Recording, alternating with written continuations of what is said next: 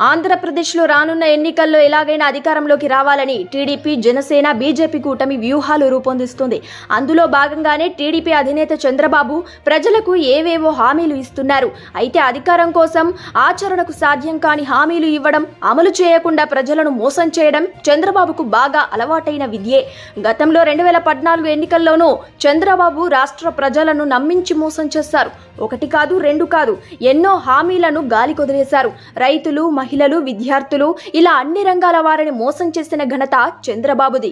2014లో రాష్ట్రం విడిపోయాక రాజకీయాల్లో అపార అనుభవం ఉందని తరచూ తన గురించి తానే గొప్పలు చెప్పుకునే చంద్రబాబును నమ్మి రాష్ట్ర ప్రజలు అధికారాన్ని అప్పజెప్పారు. కానీ చంద్రబాబు ఏం చేశారు? 5 ఏళ్లు పాలించి రాష్ట్రాన్ని అప్పుల ఊబులోకి నెట్టారు. అన్ని రంగాల్లో రాష్ట్రం నష్టపోయేలా చేశారు. రాజధాని నిర్మాణం విషయంలో చంద్రబాబు ధోరణితో అమరావతి రైతులు తీవ్రంగా నష్టపోయారు. ఎన్నికల మేనిఫెస్టోలో ఇచ్చిన ఏ ఒక్క హామీని కూడా నెరవేర్చకుండా ప్రజల్ని దగా చేశారు. ఆయన మాటలు నమ్మి కంతులు చెల్లించని డ్వాక్రా మహిళలు బ్యాంకుల్లో డిఫాల్టర్లుగా ముద్రపడ్డారు. రుణమాఫీ అవుతుందని, బ్యాంకుల్లోని బంగారు ఆభరణాలు ఇంటికి వస్తాయని ఆశించిన రైతులకు భంగపాటే మిగిలింది. ఎన్నికలకు ముందు రైతులందరికీ రుణమాఫీ చేస్తానని హామీ ఇచ్చిన చంద్రబాబు దానిని కూడా గాలి కుదిలేశారు. అధికారంలోకి వచ్చిన తర్వాత 2019 దాకా ఒక్క పైసా కూడా కట్టకపోవడంతో రైతులందరూ బ్యాంకుల్లో డిఫాల్టర్లుగా మారారు. బ్యాంకు అధికారులు అందరికీ నోటీసులు ఇచ్చారు. దీంతో ఆస్తులు తాకట్టు పెట్టి మరీ రైతులు రుణాలు కట్టిన దుస్థితి. ఇక ఉద్యోగాల కల్పన విషయంలోనూ చంద్రబాబు నిరుద్యోగుల జీవితాలతో ఆడుకున్నారు. 2014 ఎన్నికల సమయంలో ఇంటికొక ఉద్యోగం ఇస్తానని చెప్పి నిరుద్యోగులను మోసం చేశారు.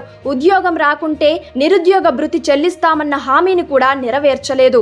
ఇక కాపులనైతే చంద్రబాబు నమ్మించి మోసం చేశారు. కాపులకు రిజర్వేషన్ కల్పిస్తామని ఆ హామీని తుంగలో తొక్కారు.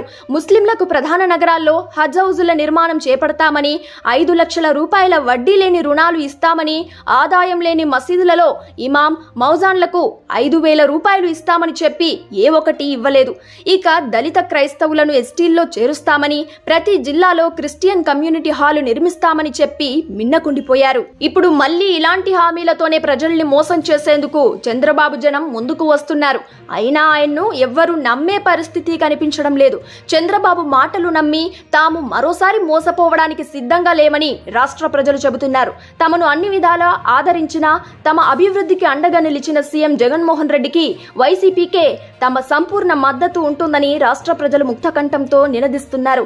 మేమంతా సిద్ధం పేరుతో జగన్మోహన్ రెడ్డి ప్రారంభించిన బస్సు యాత్రకు ప్రజలు బ్రహ్మరథం పడుతున్నారు.